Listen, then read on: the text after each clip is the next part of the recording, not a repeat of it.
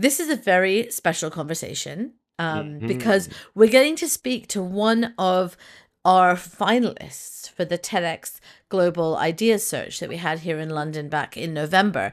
And, I'm going to tell you about Rosa in a minute, but that's where you first met her, Ben. Super level-headed. Yeah. Cool under pressure. 3 words to describe Rosa. To tell you all a little bit about Rosa and why we're so excited, because she only had 6 minutes to give her talk, and the scope of what she's doing is absolutely incredible. So Rosa Vásquez Espinoza is a Peruvian chemical biologist. She's an author, she's a speaker, she's a National Geographic explorer with Andean and Amazonian roots. So her work integrates traditional knowledge with modern science and technology to create solutions for our planet. And it's actually incredible that her discoveries have inspired new conservation policies, which we're going to talk about, like a global awareness of Amazonian biodiversity. Some very, very important insects, which we're going to talk about. And she's been named BBC's 100 most influential women, and she's a recipient of Peru's Order of Merit. So it's kind of awesome that we get to deep dive with her into this. I feel like this is a very rare occasion where, like, I've heard what the person has to talk about before we're doing the interview. So I know that this is going to be interesting for everyone. I'm really looking forward to chatting to Rosa. So, Ben, can you tell us a bit about when you first met Rosa? Because it was quite a special circumstance where you guys met, right? Yeah, you can. I thought you were going to say, can you tell us a bit about bees? And I was like, you do not want to know that story. The first time I met Rosa was at the TEDx London. Well, it wasn't TEDx London, was it? It was the Global TEDx London Ideas Global Search, Ideas Search. TEDx London Global Ideas Search, which was a big competition. It was my first time on reality television, and I'm assuming it was Rosa's first time on reality television as well. We were together and we were manically rehearsing and practicing talks for maybe 48 hours before the event where we gave our talks. And I think we both did well. I think we both did really well. So who knows? Who knows Watch this space. So what the outcome's going to be, right? Watch this space. Well, Rosa, we're so excited that you're back with us today, and because we get to, you only had what was it, 8 minutes, 6 minutes, some ridiculously short amount of time to talk about this epic work that you do, and so we're really excited that we get to dig into it and really hear more about you. Yeah, super excited. So, and can I add also, sorry, that I said we were both manically rehearsing that. No, Rosa I not was. manic at I all. will. You were like the calmest, God. most level-headed person I've ever seen in that situation ever. You guys were absolutely great. brilliant, but just So for chill. clarification, I was panicking inside. My palms were actually sweating, and that doesn't Okay. happen to me very often because I have this thing where I can compartmentalize my emotions in times of crisis, which works really great in the field and in like life or death situations. But I was definitely panicking inside, like my heart was coming out of my chest, and I don't have that all the time. So yeah. Well, All of the same. it did not show at all. We didn't know. And I guess you just said like the life and death situations that you've been in. I'm hoping that you're not in a lot of those very often, but maybe it would be helpful for you to tell our listeners where you spend a lot of your time. So I think that's a fair question, whether I am often in those situations or not. That it's depending who you ask. If you ask my mother, she'll say absolutely yes, and that may be the case. But I work across the Amazon rainforest in really, really remote areas, primarily across Peru. We have started to do some work in Bolivia, and we lead science and indigenous wisdom work to protect lesser known species, lesser known ecosystems. And so, yeah, that sometimes that takes me to rivers that are literally boiling and having to figure out not to fall in while you are also trying to get close to collect samples, or being chased away by wasps while we're trying to get some other samples somewhere else, or getting to meet families that still live in semi-nomad ways and are really, really remote, but also really happy to chat. So it varies on the day, and sometimes, of course, that comes with a lot of risks in many senses. I mean, that is not our day to day, is it, Ben? Boiling rivers, I hope not. My gosh, can you imagine? That's crazy. So how many times have you nearly died? Yes. Okay, so I guess I got stung by multiple wasps one time, and that was this 10-day where I realized I am allergic, which I didn't know. And so luckily I Oh was my fine and I had gosh, medicine, Rosa. but I mean, it was understanding like what it could have scaled to, considering also how deep into the jungle we are. And there was wasps, I think, tend to be more like on my fearful side, because we did also accidentally almost run into a giant nest of kind of wasp that in the jungle even the local indigenous are really very afraid of, because they are giant and they will chase you, and there is a very real risk of dying if you get chased by them. But yeah, it just varies, but we have an amazing team. I mean, we safety is always first top of our minds, and no matter how much we prepare, there's always going to be something new and crazy that happens, and they just kind of teaches you to go with the flow. And I think it has also taught me to just keep very, very calm in very stressful situations. And that comes with this whole set of things too. Well, let me tell you. You forget. I don't know, Maryam, if it's the same for you, but I forget that there's not hospitals in the jungle. Like in my mind, I just had an image of like a big white hospital building in the middle of a jungle, which is obviously not Yeah, how it no. works. We have the shamans, and so that can happen. But also, if in many instances we do access that information, and then their knowledge, and then their curing for certain things. There is also the very other realistic perspective that if you get bitten by a snake, you must be taken out to get different kind of treatment, and depending how far you are, I mean, that may look like a plane and a car ride and a 5-hour boat and an 8-hour hiking for us before you can get close to a major. We haven't had any of those situations likely happen to us. We're also very respectful. We just listen to the jungle. We're indigenous led team, so we are working in sync and in tune. And I think that also just kind of calls in for a different, just not only a different approach, but the different kind of set of challenges that we face. Sure. So I have to say, I was not thinking that we would go down this route. So I'm going to redirect us away from near-death experiences and ask you. So you spend a lot of time in the Amazon. Tell us a little bit more about you and why you're there, because I think that is what is super interesting. And then we're going to get to the bees.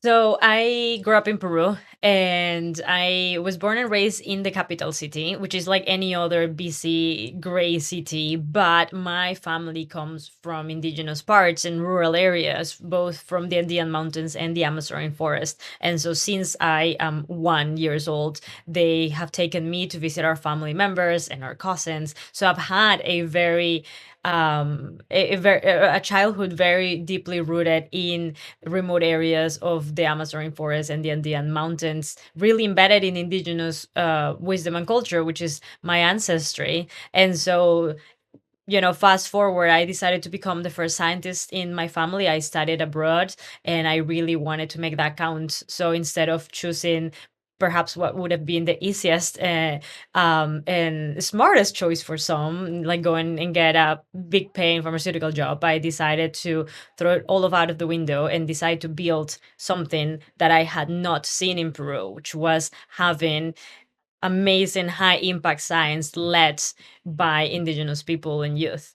And so we have been building that over the last few years with our teams, and we have different programs and focuses, our main one being on native stingless bees, but we've started some work on medicinal plants, on tapir and giant armadillos, which are animals that most people don't even think of when they think of the Amazon rainforest, benefiting hundreds of peoples across communities, helping them develop develop economic routes that are sustainable with their environment, regenerating hundreds of thousands of square meters of the rainforests.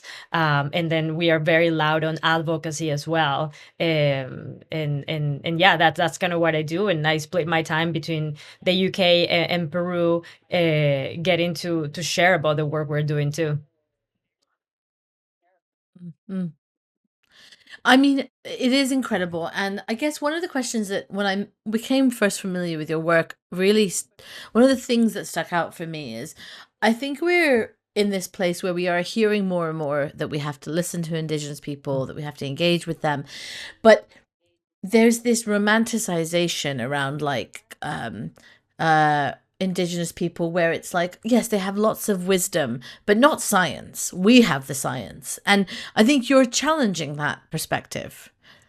That I think you're vocalizing a whole fire in my belly that I perhaps didn't know how to vocalize for a long time. So my grandmother is an Indigenous healer, and she perhaps didn't call it with those words. She never had the chance to even attend school or learn how to read or write, but she was the first chemist I met, literally having such a methodic way of caring for her garden and selecting roots and leaves and flowers and plants and curating them in a certain way to help treat certain illness. And that is what I grew up with in her way of approaching the world. And so whenever I decided to pursue a career in science, and then I moved to the US, so I was entering a very different culture, much more westernized, one-sided approach in the academic world, which is so specific and narrow. I quickly realized what the rest of the world, exactly what you just described, how they were seeing the way I was brought up, and how it is not considered accepted evidence for scientific knowledge, and it is not considered science. And yet here I am understanding how even a scientific hypothesis gets developed and a scientific project gets completed and recognized, and then seeing what my grandmother, by virtue of how we grew up, was doing things, and then asking myself, how is that not science? And then whenever I started to unravel more about some of the greatest medicines we have today that save millions of lives, and how were they discovered? For example, the case of the 2015 Nobel Prize in Medicine, this incredible Chinese doctor was challenged with the idea to find a cure for malaria many years ago, and they were failing to do that with just pure laboratory techniques. So she decided to turn to very old school traditional Chinese medicine records from millennia ago, and discover this one plant that seemed to be treating symptoms similar to malaria, and that led to artemisinin, one of our top 10 essential medicines in the world. And so understanding and seeing that, and how yet there was still no way to move out of the romanticization and the acknowledgement and bringing into the system, to me just baffled my mind. And I think I saw so many people talking perhaps about it, but nothing being done. And so we just quietly decided, well, let's see if we can do science in a different way, and if that is louder. And I think it's showing that it is so far. Yeah, it's like two versions of wisdom being mixed together, which is obviously better than one. Do you ever find it jarring though? Like, do you ever find it difficult to do you like code switch a lot, or is it because I know you've described it as two different languages that you can speak, right? Like, does it feel like it's merging into one language now, or is it still two very distinct things and you have to choose which version of yourself you show up I as? think I used to do that a long time ago when I was trying to justify and myself in academic spaces, because I didn't feel the confidence to justify that Indigenous wisdom could be science. So definitely yes, before. I think I have been able to get to a lot of beautiful answers on how Indigenous wisdom sees the world through science now. So I think now I don't really feel that this jarring sensation. For me, it's just that is the whole, and that is how I see the world. So to give you a very specific case, one of the oldest and largest indigenous groups in South America in the Amazon forest is the Ashaninka. And their perspective of the world, which is very similar to the core of a lot of indigenous perspectives globally, is that nature is alive, and that there is a human-like spirit. So whether it's a plant or a river or a rock. Now, when you look and talk about it in biological terms, of course, in the scientific world, that will make no sense by virtue of how you define life, right? And so a rock will not be living because it doesn't have the ability to grow and reproduce and etc. But if you look at it from a physical perspective and just going down to even the concept of physics and molecules and atoms and electrons and how things interact, it is alive, right? And so I think I've just even I've gone so far into so many aspects of science that have helped me understand it is just the same way we have different realms of science. We have different ways of knowing the world that we just haven't acknowledged it. It's not within our storytelling. It's not in our movies. It's not in our books. It's not in our classrooms. It's not in our legal systems. It's not in our economical systems. But now the world is starting to kind of wake up and starting to speak up, and the internet has been a great platform for that. That's a great question, and I think I try to remind myself to be open to that and to be very aware that I don't have all the answers, and I'm happy to figure it out as I go.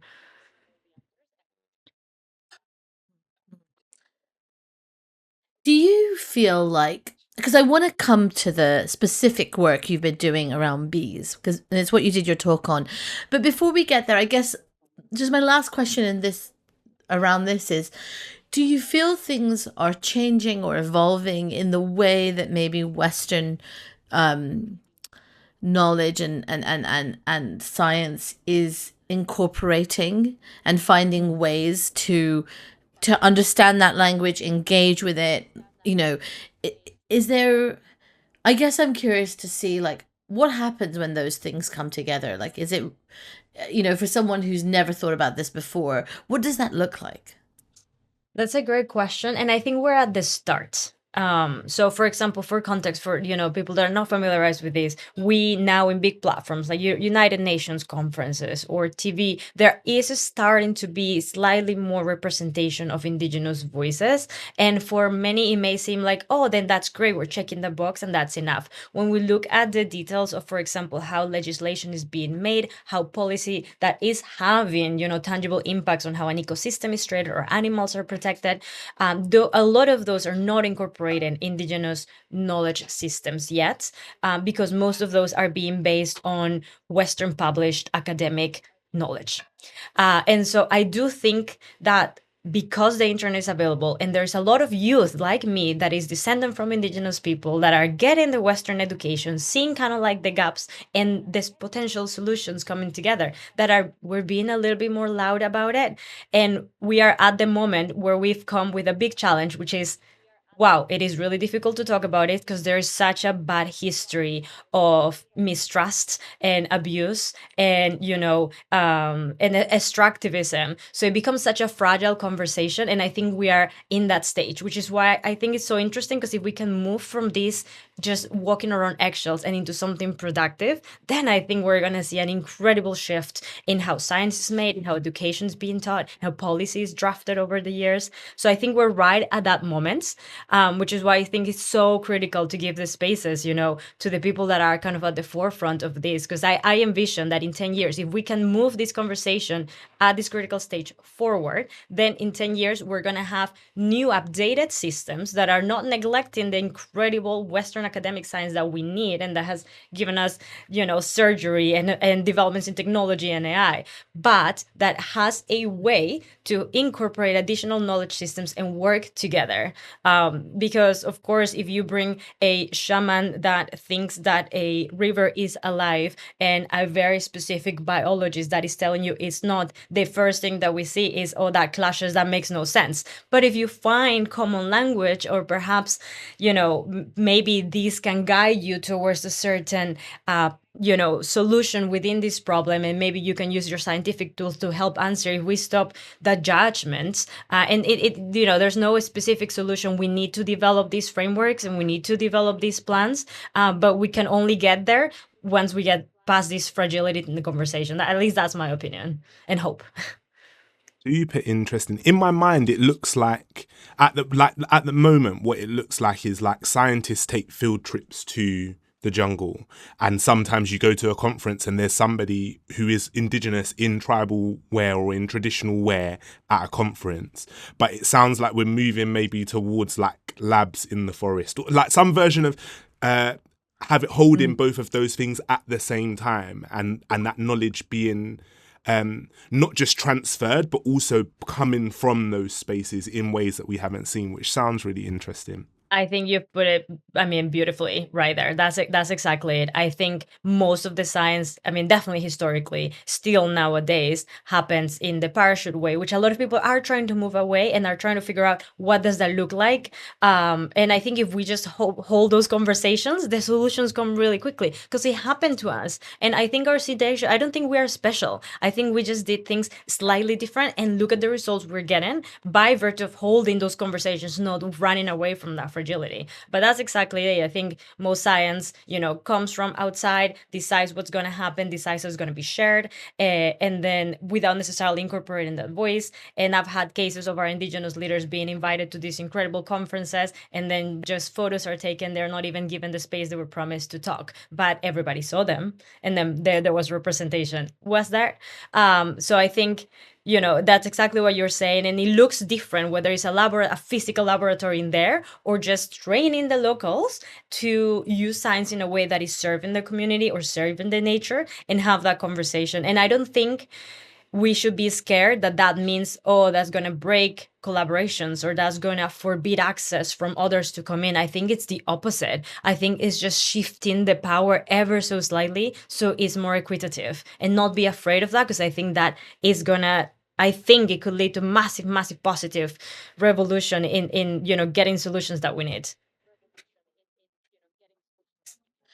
I mean, it's so exciting. And I think something you said really stuck out to me, which is this generational shift, which I think is going to bring about the biggest change, which is that it's no longer about, indigenous people who are kind of in their communities and then all of a sudden get flown into a conference and they're used as a photo op. It's indigenous people who have gone to the top institutions, are in the labs, and then they're also bringing who they are into that place in a much more kind of fundamental way, and that cannot be tokenistic because it's driving the way that you design your work, you see the world. And I want us to move on to this idea of these stingless bees, which, by the way, just like little side note, in context now, knowing that you were stung by a bunch of wasps and that you were allergic, it was much. Yeah, the photo of you that we have, that I've seen, where you're sat there, and I think you're in the Amazon and you're in one of the remote labs, and you just have bees all over you, is a lot more intense now that we know this. So tell us about these little stingless bees, and how did you encounter them? What are they? Where are we? Transport us to where we're supposed to be. I'll ask you guys, had you heard about stingless bees before you met me? No, never. No way. My life would be completely different if I'd heard about stingless bees before I met you. I maybe would be okay with bees. No, I'd never heard of those. So I think this really blows people's minds when they hear it is the oldest bee on our planet. Stingless bees are the oldest bees on our planet, from 65 to 80 million years ago. So from when the dinosaurs were still alive. We don't have dinosaurs anymore, but we do still have the stingless bee. And I think that puts so many things into context, because it even changed our understanding or when plants evolved on our planet. Because before we discovered that stingless bee fossil, we thought plants came at a certain time, but then we discovered the stingless bee fossil, and why would you have bees if you don't have flowers? And that literally changed that. So I think I'll start with that because it shows their incredible resilience, and yet how much we have ignored the oldest pollinator. They are found all around our tropics. So from Mexico, Costa Rica, Australia, Asia, Africa, and the Amazon rainforest. We know some things about them, but there's still so much that hasn't been studied because we've just pretty much ignore them. We don't see stingless bees or ever heard about them anywhere, movies, books, etc. They are by virtue that they are so old and ancestral, they have co-evolved with a lot of the flora that we have on our tropics and subtropics, meaning they are the most efficient pollinators for many of these plants. In the Amazon alone, we are estimating with experts that they pollinate more than 80% of Amazonian flora. And that's native medicinal flora plus high value crops that you and I probably consume sometime this week. The coffee you had, the chocolate you ate, the avocado you had in your toast. A lot of that still being produced in the Amazon rainforest, and it's the stingless bees that yet have, completely been relegated. I think another thing that I find so beautiful about them is that the relationship that I have seen people build with them. And of course, human and bee relationship is very ancestral in general across our cultures, from Egypt to Greece, and honey being mentioned over 200 times in one of our oldest written records of medicine in Greece, for example. But stingless bees, I think by virtue that they many of the species tend to be a lot more passive and docile, some people in the Amazon keep them in their homes as pets. The same way you may have a cat or a dog, some people live with hives of stingless bees in their house. There is so much spiritual connection and like ancestral worldviews connected that some other indigenous communities teach their kids to be like the bees, or have their entire story about how the world came to be based on stingless bees. So it's just such a in-depth relationship, and the honey they make, it's quite different to anything you've tasted before. And remind me next time I'm in London, I'll bring some so I can get it to you guys. It's very rich in medicines. That was part of our work. That's part of what our work documented. And so it has played such an important role in medicine in a lot of these areas that I'm mentioning. And in the Amazon rainforest, when the pandemic hit, it was the top ingredient that communities were reaching to alleviate the symptoms of COVID. So yeah, I am not an entomologist, I'm not an expert in bees, but I fell in love and obsessed with them ever since that one shoot that you described. Do these bees exist outside of the Amazon? Like, are there stingless bees in other places? And are there a lot of them in comparison to, like, I'm struggling to conceptualize, are they rare? Are they really common? Is there loads of them? And can you tell by looking at them that they are stingless, or? No, I will guarantee you that if I show some of them to you, you will not think they are bees, because you're not used to seeing bees that way. You will think they're ants, or they're a little mosquito that's trying to, do something else. So no, you do find them in other countries. I think they have been, because we've ignored them so much, people don't even necessarily know where to look for them, or there hasn't been really a practice of helping encourage. So they are on decline globally. And they have been displaced and by a lot of the honeybees as well in some areas, like in the Amazon rainforest. But in some areas that are still intact or really well protected, you still have abundant hives of stingless bees, kind of where the areas where we're working. Ben, don't you find it really sad that we haven't heard about this until now? Like, something that is so deeply like entrenched in so many cultures and has such an important role in our ecosystems that keep everyone alive, and we've just never heard about it. I feel like maybe the bees are getting a bad rap now. I feel like they've been demonized by like My Girl and specific films with bee stings in them. Do you know what I mean? But I'm super weirded out by this, and it is sad. You're right, like that there's something that's so fundamental to the ecosystem that just never gets, or has never been spoken about in a way that's reached us when we all obviously need it so badly. And Rosa, tell us a bit about the research you're doing there and your team. Yeah. I mean, I agree with you guys. I think even when I did the photo shoot, I knew they're stingless. I know they cannot sting me. They have other ways to protect themselves. So I knew that. But even then, because we're so used to hearing zzz and then see people running away, on the internet and videos, that was my first instinct. Although knowing everything I know. So, it is ingrained in our system to run away from bees for most people because we're scared that they're gonna come sting you. That it was mine too, and I had to fight it actively in the moment. And I think I see that in everyone, that comes new to the project and comes close to the stingless bees. They're like, oh, but they're really not gonna sting me, and it's just this kind of human nature fear from the lack of exposure that we have to them. So with our teams, we started by doing the first chemical analysis on their medicinal honey, and that was with the communities basically in the time of the pandemic coming out and saying, we are using it, our ancestors have used it.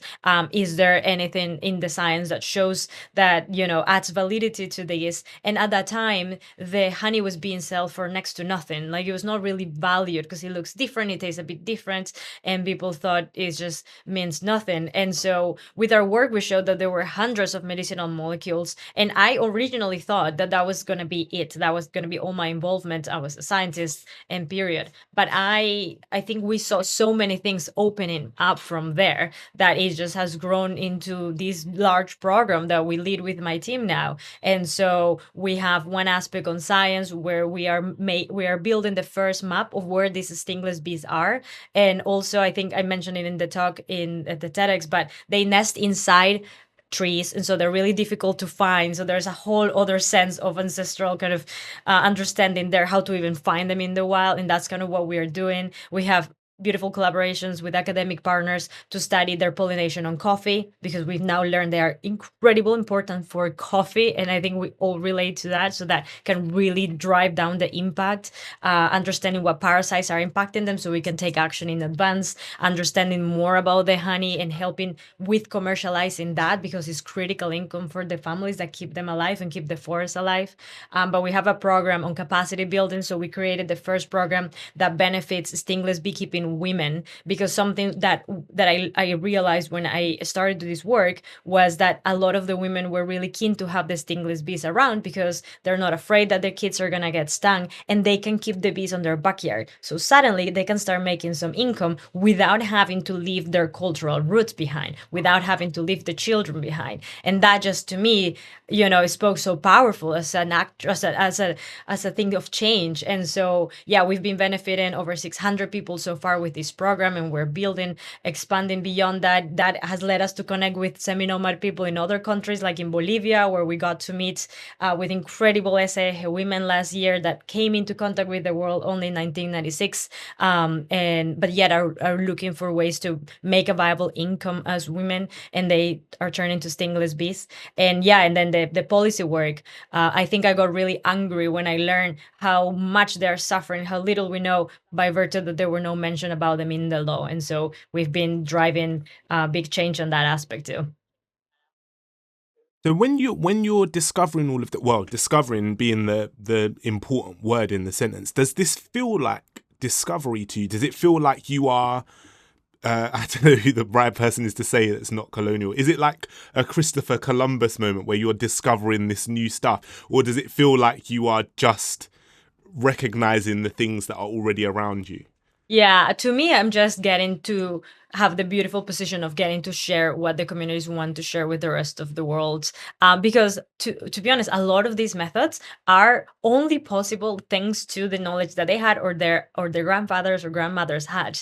And so they already knew about what stingless bee honey to use for eye cataracts, which other one to use for upper respiratory infections, which one to use for infertility. We haven't even uncovered that chemically yet. At some point, we're going to look for that. So no, I think we're just bringing this to the world now, in a way that wasn't done before.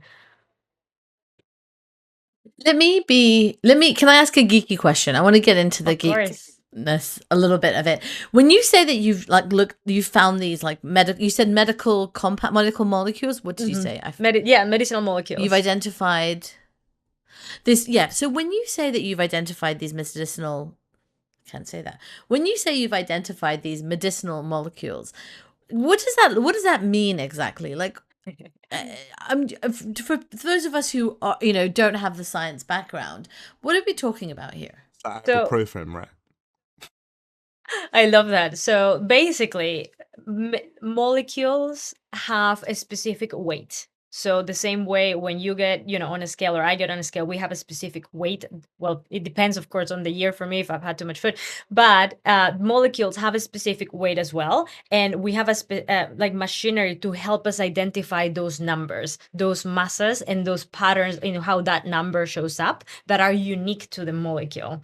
And so that is very complex machinery that basically kind of, shoots different ions and things like that at a sample that you are trying to get that information from. So in nature, although we may see, like I have a giant leaf growing over my head, this leaf may seem, just a leaf. It most likely contains hundreds of molecules within it. Some may even be medicinal or not. And so whenever you take a little bit of that sample and treat it and process it and put it in this machine, then you can get basically a readout of a bunch of numbers that now you need to make sense of. It's almost like kind of going into coding. And then with that, we did that basically with some honey from 2 stingless bee species. And we were able to kind of come down with these lists that translates to the potential to have X amount of molecules. And then we look at how those molecules have been known to treat certain conditions, certain illnesses. And so bottom line, molecules that were known to treat inflammation, that were great as antioxidants, that were great for like even anti-cancer and anti-tumor. And this is not me making a claim that the honey will kill all these things, except that there is presence of these molecules that are known to do this here. And it's in a lot richer way than the honey you find in the store. And so that, it already kind of opens your mind as to how is that even possible. And then when you look around, what are the bees feeding on? The incredible medicinal flora that we have in the Amazon rainforest. And that is what makes the honey unique. I was going to say, you'd assume also, or I assume, let me speak for myself, that people who are living with these bees integrated into their lifestyles have very different health outcomes if they're constantly in contact with these molecules that are healing, useful, like good for them. It's like taking vitamins, right? Like if you take vitamins, you have a better immune system. And so maybe it's not, I don't know. I'm not going to make conjecture about the science, but it sounds like it might be a good place to live as long as you don't get stung by.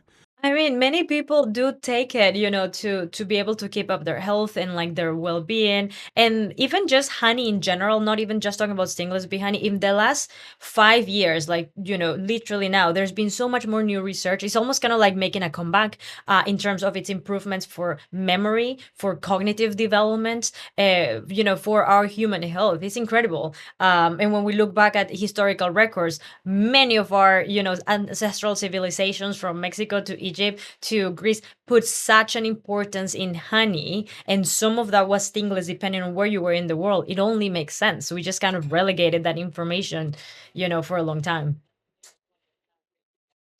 It with processed sugar because it didn't taste the same, which is crazy. Yeah. The other thing you mentioned, and you talked about it in your TED talk as well, is the policy work that you're doing. And I think that's pretty incredible. So will you tell us a bit about that? Yeah, so we had an amazing win quite recently. It literally happened, I think, like a week or two before the TED, and I had not finished processing what that meant yet. And it's been an incredible thing ever since. We achieved the first legal rights of an insect in the world. And we achieved the legal rights for stingless bees. And so that it became a historic case now because no insect has ever had their rights recognized. So this centers within the Rights of Nature movement, which if you have never heard of it before, it's the idea to assign personhood to nature. The same way that you have representation in court, if something was to happen, a for-profit company has representation as a person in courts, nature doesn't. And so it's this movement that is aiming to give this added layer of protection and representation to nature, to fill gaps that are very clear and damaging to our planet. And so this has already been, acknowledged in certain rivers and mountains getting legal rights across the world. Some larger animals like leatherback turtles, but never in such a tiny animal and an insect, and in this case it's the stingless bee of the Amazon. And that, I mean, this was the result of many years, and it has happened at a local law level, but I think it has really resonated with the world. It came out in The Guardian at the end of last year, and now it's kind of gone quite global, and we've had many other countries, even those that are not part of like the Amazon forest, kind of reach out and wanting to use this as legal precedent to protect their own wild bees, from Holland to UK to US, which is really exciting. And so we achieved that by virtue that we had two incredible data sets: the modern scientific academic information, but also the indigenous ancestral and cultural data.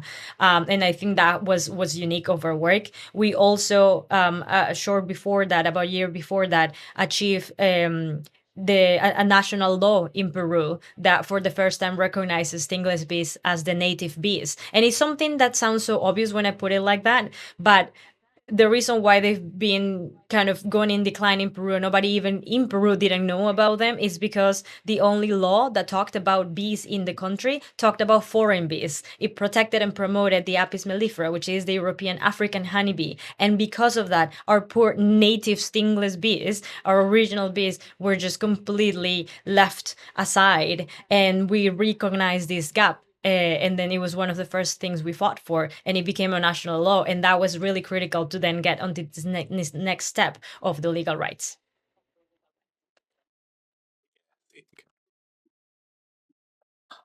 Yeah, and we've had conversations actually, I think, on the podcast about rights for rivers and other parts of nature. So I think this is pretty incredible. I mean, one of the things that I think that you have been able to do is find, because you mentioned, like, you're working with women and the idea of like their income and finding ways to sustainably do this, and policy and science. And I'm curious, just for you personally,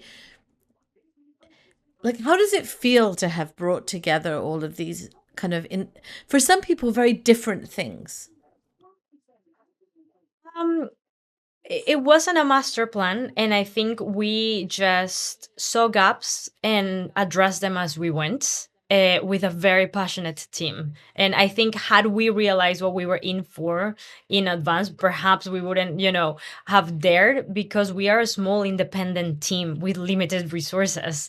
And I think it just, I would say two words: hope and responsibility. Hope in the sense that, like, holy moly, like, look at we've actually been able to do with limited amount of money. Like, we're a small number of people, but it's very honest work that has just listened to indigenous voices while integrating mother science. If we can do this, there is no excuse for anyone else to do things the old ways that we've been doing things in. There's no excuse. So I think to that is given a lot of hope as well to the youth that we have in the Amazon, and even outside, because I've been reached by a lot of indigenous kind of descendants, like the new generation that you were mentioning, Maryam, of like other countries that are coming to universities. It's given them hope that they too can have transformational change now.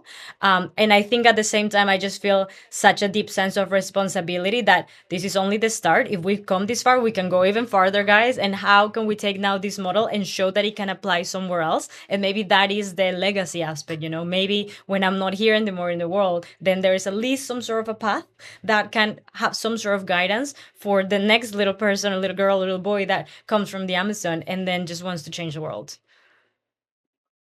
And there's evidence, right? Like, there's evidence of something being possible and something being important. And you've, like, Maryam, correct me if you want to stay here a little bit longer, but I feel like there's a segue here, which was, you've received like global recognition on some of the biggest stages. We're talking like UNESCO, and is that how you say that? UNESCO, UNESCO. Yeah, that's how you say it. And the BBC 100, National Geographic. Did you, like, were these things that you saw for yourself in the future as a child or as a young person, or is this like all a bit? Is it all a bit much? Is it all a bit out of left field for you? No, not in a million years. I mean, even if you asked me when we started this project, no, not in a million years. I don't think I had ever seen necessarily a Peruvian lady, and I think much less a scientist, and much less from the Amazon. So no, not was it a goal or something I even could have pictured. And perhaps things could have been, I don't know, there could have been a different path or an acceleration had I seen that, right? Because whenever we see something, it's a bit easier for even our like neural pathways to be imagining it and taking us into that action path. So no, I didn't even had an image of a female scientist that looked like me growing up, to be honest. So I got, whenever I did move to the US and I was meeting some female scientists, regardless whether the fact they look like me or not, I was just very excited. So I think, Women. yeah, exactly, literally. And so I think what to me means the most is the fact that I have heard from so much indigenous youth now, whether they are in really remote areas like I mentioned before, semi-nomad women reaching out to me from a tribe in Bolivia to, more indigenous descendant people that are attending high big units now and are trying to find a way to find their voice, keeping their authenticity, but doing something back while merging knowledge systems. I think the fact that we are, at least through my story, it's given some sort of visibility that there's a new generation coming, then that sounds great. I mean, it comes with yeah, it feels sometimes a little bit overwhelming, and I think whenever something like that has happened in the past, I just kind of come back and be like, okay, what are we doing next? Because I'm so in the gritty needle of everything that we do, and it just kind of makes us refocus even more and say like, okay, people are listening, and there's been so many times where we wanted to give up. I mean, it's such a hard route. So if anything, it's just been an encouragement that like, okay, it seems like what we're doing is resonating, it seems like it's leading to something, so maybe let's just keep going even if it feels so uncertain, and we can only see 2 months in advance. And yeah, I just hope it makes it easier for anybody coming after.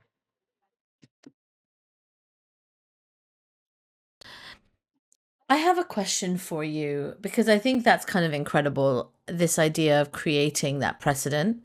And so something that I feel listening to you, and tell me if this is right, but is that you have a really deep connection to nature. That like that you have a deep connection to science. In the like in the way that maybe in the West we look at it, you have a deep connection to nature and a deep connection to your ancestral past. Is that first of all, am I right? Does that feel right to you? Do you feel that deep connection to nature, and do you think it's important as a way of how it inspires your work? Yes, I think that's beautifully put. And I will also say that it has not always been the case. And I think that it's something that's worth mentioning because I think it is, we are living in such a fast-paced world, and I am in and around big fast-paced cities as well. And I wish I would have heard this from somebody else back in the day. So yes, now I feel like I've come to really come to who I am and like be very confident and comfortable in the things I believe in and that I work with. And I do think my relationship to nature is absolutely what guides my every single day and my mental health and my relationships as well and how I live my life. And my work in science helps me elevate that, I feel. But when I say it was not always like that, when I moved from Peru to the US, and then I went into, away from family and into a very different everything, and also a very Americanized working culture, which I think many people can relate to. The world is difficult right now, financial, crisis everywhere. I really lost in a way that deep sense of connection that I grew up with nature, and it felt really isolating and sad and difficult. And I think only when I realized that I had deprived myself so much from it that I was craving to come back to my indigenous roots, if you may. And at first I thought I couldn't do it unless I was back in the jungle. I had this weird idea that I had to be back there to feel it. And I think in the time of the pandemic I panicked because how could I go when I was finishing my PhD in Michigan in cold winter over there? And I thought I was just gonna lose myself. And then I think it just took me some experiences to realize you don't need to be in the deep of jungle to feel that super deep nature. You just need to be aware wherever you are aware of the one tree, aware of the one bird, aware and grateful, and be very meaningful in cultivating that relationship with your natural surroundings, even if it's minimal. And to me, that was such a critical way of changing how I see things, and also what impact even means, and being very aware. And I think even connect with how a lot of the people feel nowadays, a lot of youth as well. And yeah, and then perhaps offering some words that I wish I would have heard at the time. And I think we need more of that, because we are, as a society, we've taken decisions that have been really, really bad for nature. And I think part of that is because we've forgotten to feel joy for it, and we've forgotten how we feel when we were children, putting our feet in the sand, or hugging a tree. And if we just remember a bit more of that, God, I actually do think it would be transformational.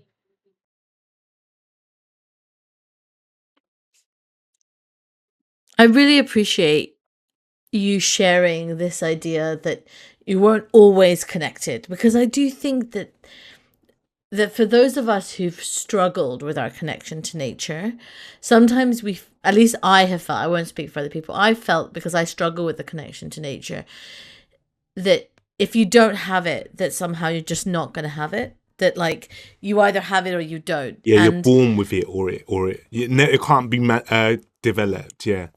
Yeah, like it's like part of your family and part of the way you're brought up, or it's not. And then that's it, and that's determined for you. And I feel like one of the things that whenever I've had like the privilege of working with lots of people who work in nature, but I think it's particularly present for me when I get to work with anyone who is from an Indigenous community, is I feel this like gap in myself that I never realized before. And it's like when you see someone has something that you never realized, and then you realize, oh, I'm missing that in myself. And so I think this idea that we can find that connection, that we don't have to go and like, into the middle of nowhere, whatever that might be for you, or into like the jungle, or into the ocean, or whatever that like into is, but that you can find it where you are, I think feels so much more accessible for people. And I think it was realistic. And I think, I've had people, I think, see judgment in their eyes when they hear I live in England, because they're like, well, what do you mean? Shouldn't you be in the Amazon? Why would you live, if you're saying you protect nature and you're working for nature? And then I think that is rejecting what the reality of the world looks like. Everybody, we are all living in a multicultural world. Most families are built in a multicultural way, whether we want it or not. And it's the same in the Amazon. In some of the most remote communities I meet, the kids there will know what little hill to go to put their phone and access TikTok. So they will be up to the trends that the rest of the world that you and I are watching, listening Shakira, talking about Adidas and all these things. So we are all connected like that, whether we want to admit it or not. And I think in a way it can be so relieving to recognize that, because like the way you're saying, like having this sense of missing something, I felt that too so much. I was so away from my roots, and I realized I didn't, by even getting connected to what that meant, or my ancestry meant, and not feeling bad that if I'm not there permanent, maybe I'm appropriating or I'm taking that badly. I think it's moving away from that fragility. It made me feel a lot more reconnected, and then finding ways what that means to me now, and being okay with those new meanings, whether it's I'm enjoying going in a late night walk and appreciating the stars and feeling really full in that moment and very grateful for that, whether I'm in the city, in Bath, in London, or in the Amazon rainforest. So yeah, I think it's such a simple concept, and if we allow ourselves permission to do that, then things can look a little different.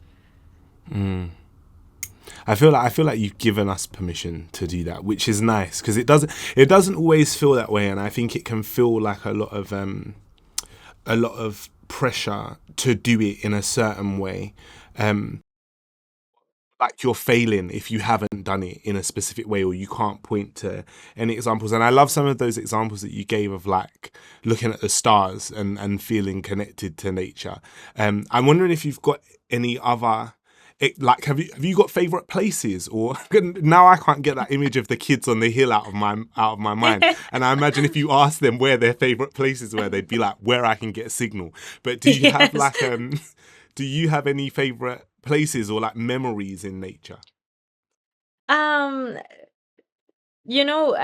I think, I can think of plenty, definitely being in a river and near water, although I'm not like a diver or anything like that, but being anywhere near water. And so, of course, anytime, of course, we're traversing down the Amazon and you get to see just the infinite. But I think I try to take that in that same sense of wonder. And then I think if we try it enough, then you start to see the world like that.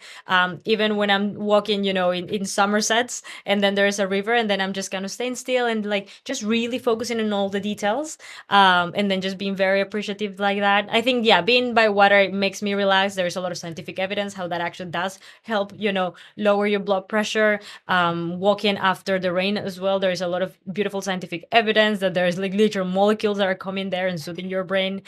So I do make an attempt to go out there wherever I am, if it's the Amazon or here. And walking at night, it's not everyone's cup of tea, but for me, I feel very, very feels very protective to me. And I think I like to think of the universe that way, that is working on my favor, and the same for nature. And yeah.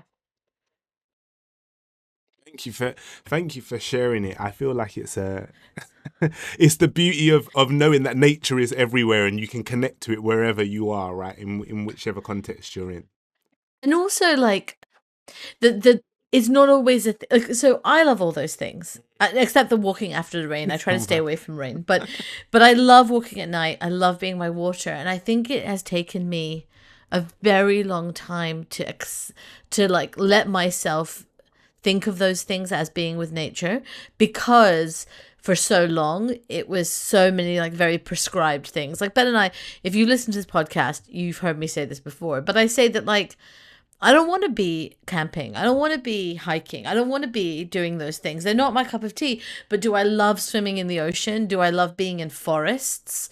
Like, do I love being out in the stars? Absolutely. But it felt like it was like that was never enough. And then so therefore I was just like not a nature person. And so it's just so beautiful to hear you talk about those things and give us permission to find our own way to connect. Because I feel like when I hear about you and your work, your ability to connect all of these things is like a superpower, and it has allowed you to do things that if anyone had tried to do them in isolation would not have been possible. Yeah.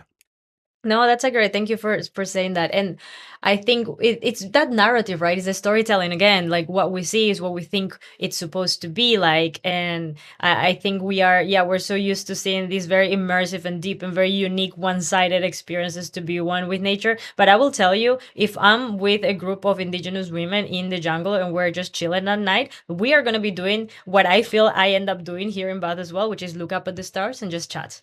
And it feels very the same, although of course it is at the same time not, but it is a continuum. And I will say I had one particular experience, I think, that did help me kind of understand this, which is what I really hold on to, and it was with ayahuasca and the feeling that nature was disappearing and that I could tap into it anywhere. And it's something so simple that it's just to me it was very transformational, because I think I needed it to survive, based of how disconnected I had myself grown to be, and I think that's also the beauty of letting someone kind of come in fully to who they are. Like, at least in the typical scientific academic world, we want people to be this extremely narrow focus, which of course is needed in so many ways, but at the same time that can deprive someone from other ways of knowing and viewing. And I was very deep always like in the arts, and for a long time was very scared to even kind of mention that. And then the moment I was just like, you know what, instead of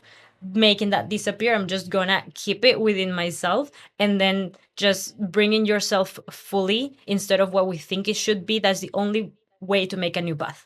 Otherwise, you're just repeating the other path. And I think when we're comfortable with that, then, different things can emerge. Great. There are other questions, but I feel like you've answered them all. It's like, also, what can people do to connect with nature? But I feel like you've told us what we can do to connect with nature, and it's like... I'd love to. I actually... I'd actually love to end it there. I think that's a beautiful way to end it. Thank you for joining us this week. We really hope you enjoyed this episode. If you did, please hit the follow button to make sure that you get next week's releases. While you're at it, please leave a rating and a review. Now, let's shout out to our fabulous team behind the pod. Executive produced by Josie Colter. Produced by Ben Beheshty. Music also by Ben Beheshty. Communications by Tara Cooper and Issey Gladston. Curation by Deesha Chandra. Hosted by Ben Hurst. And Maryam Pasha. And remember, stay curious.